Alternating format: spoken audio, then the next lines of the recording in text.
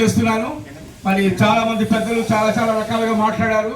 కానీ నేను ఒకటి మాట్లాడుతున్నాను. కృపాదీవెన గాస్పల్ మినిస్ట్రీస్ తరఫున నేను పాస్టర్ని. మా సొంత ఊరు ఆలేరు, అయినా కూడా నేను ఉప్పల్ నియోజకవర్గంలో నేను పనిచేస్తున్నాను.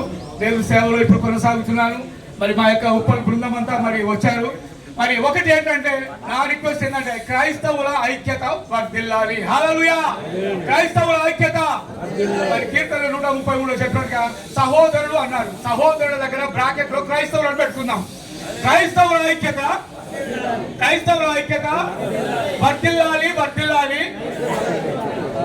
ఓకే, మన కేఎపాల్ గారు హరహర కళాభవన్ లో మరి ఒక మీటింగ్ చేసినప్పుడు, ప్రజాశాంతి తరఫున మాట్లాడినప్పుడు నేను కూడా అక్కడికి వెళ్ళాను, మాట్లాడాను. మరి కేఎపాల్ గారితో కూడా కలిశాను, ఫోటోలు కూడా దిగాను. మరి అదే కాకుండా మొన్న ఇటీవల హరహర కళాభవన్ లో మరి అజయ్ బాబు మరి అభినయ దర్శన్ వాళ్ళ యొక్క మీటింగులు పెట్టినప్పుడు కూడా నేను కూడా అక్కడ మాట్లాడాను. అక్కడ క్రైస్తవుల ఐక్యత వర్ధిల్లాలని నేను చెప్పాను నేను. సో ఇంకొకటి నా యొక్క రిక్వెస్ట్ ఏంటంటే, ఎవరి డినామినేషన్లు వాళ్ళకు ఉంటాయి, ఎవరి కోరికలు వాళ్ళకు ఉంటాయి. కానీ ఒక పాస్టర్ ఇంకొక పాస్టర్ ఎప్పుడు కూడా అనుకోకూడదు, విమర్శించుకోకూడదు, దాన్ని యూట్యూబ్ లో పెట్టకూడదు. ముఖ్యంగా దాన్ని యూట్యూబ్ లో పెడితే ఇతరులకు అన్యులకు మనం చులకనైపోతున్నాం. సో కాబట్టి అలాంటిది ఏం చేయకుండా దయచేసి ఐక్యతగా ఉండండి.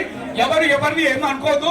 ఇది ఎలక్షన్ వచ్చే టైం. ఇప్పుడు 4 సంవత్సరాలు ఎలక్షన్స్ వస్తున్నాయి. మనమందరం ఐక్యతగా ఉండి మన సత్తా ఏందో మనం చాటుదాము. మన తరపున కేఎపాల్ గారి యొక్క మరి నాయకత్వం ఆయన వర్ధిల్లాలి. మనమందరం ఆయనకు సపోర్ట్ గా ఉందాము. పార్లమెంట్ లో ఆయన మాట్లాడతాడు. కాబోయే ముఖ్యమంత్రి గాని కాబోయే ప్రధాని గాని కేఎపాల్ కావాలని క్రైస్తవుల కోరిక.